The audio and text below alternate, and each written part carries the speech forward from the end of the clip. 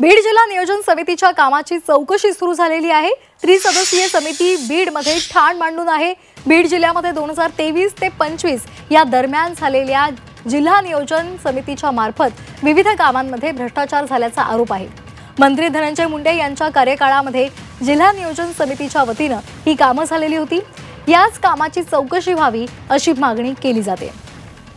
उपमुख्यमंत्री बीड जिल्ह्याचे पालकमंत्री अजित पवार यांनी तत्काळ त्रिसदस्यीय समिती नेमली असून या समितीने प्रशासकीय मान्यतेची कागदपत्र तपासायला सुरुवात केलेली आहे। ती कागदपत्र ताब्यात घेतली आहेत।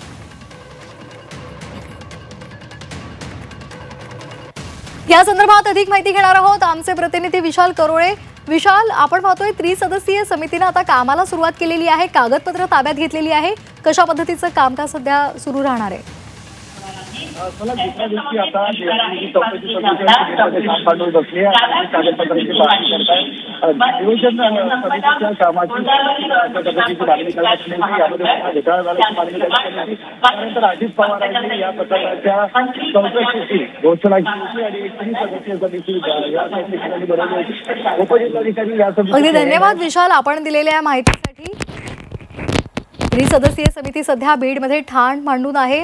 कागदपत्र त्यांनी हातामध्ये घेतलेली आहेत आणि आता त्याची तपासणी केली जाणार आहे।